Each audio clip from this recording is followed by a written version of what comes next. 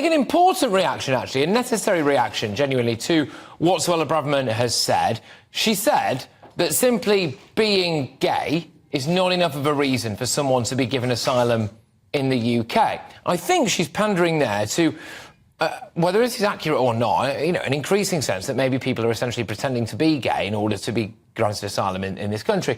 GBNews presenter and LGBT Conservatives board member Albie Amankona joins me right now. Albie, how do the LGBT Conservatives react to what Suella Braverman has had to say? Well, I think most Conservatives, if not all Conservatives, will have heard Suella Braverman's speech today and actually agree with a large part of what she has said. Essentially, what she is calling for is reform of the UN Refugee Convention and reform of the ECHR. She's not calling to leave the ECHR like Theresa May did when she was Home Secretary. She's not calling to leave the UN Refugee Convention like Michael Howard's administration, when he was in opposition, was calling for. So what she is asking for is reform of the definition of a refugee. And I think a lot of people can get behind that. And she's asking for a reform of the international system of refugees, because clearly when 780 million people could be considered refugees, we have to ask the question whether or not the system is fit for purpose. Yeah, the headlines, as obviously you will be aware as well, before she'd even made this speech, because we had an advanced sight of some of it, the headlines across the BBC, across The Independent, across The Guardian and across several other outlets were overtly criticising her for potentially being anti-gay as a result of what she said about being gay not being an automatic right to claim asylum in a country. Was it anti-gay?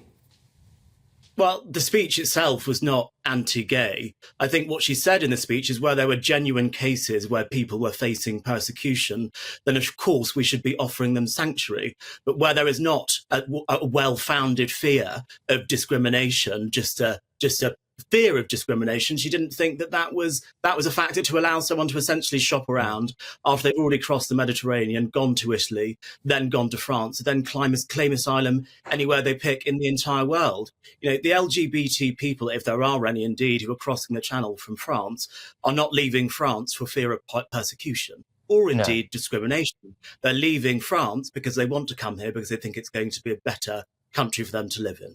Just one more quick one with you, Albie. Thank you for this. I think what she was really trying to do was say that with things like the illegal migration bill and with things like the Rwanda plan, Britain is getting it right, but we're being let down by the international community because they need to change their definitions and help us out a bit and protect your own borders. Do you think that's quite a useful tactic politically, so that they can go, look, we are doing all we can, it's the world's problem, and we've told them to act?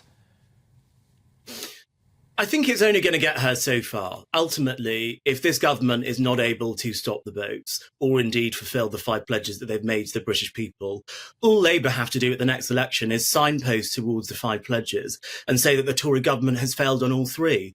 There's only so much talking can do, and we really need to get to some action if the Tories are going to stand a chance at the next general election. Albie, thank you very much. Always getting the cadence right. Albie Amankona, the LGBT Conservatives board member and GBNews presenter. Interesting, really, I think, because, look, there will be so much pushback to what Suella Braverman said. The usual types, they're already out in force. They were out in force before she made her speech, saying that she was anti-gay, saying that there was homophobia here, saying there was misogyny, saying that there was racism, all of that stuff. From what you've heard, and we'll play you clips of it again when I come back, do you think that there was any truth to what those allegations are at all? She's basically telling the international community to get their backsides in gear and stop the world being taken for a ride by something like the 780 million people who may be about to make their way to Europe and potentially Britain.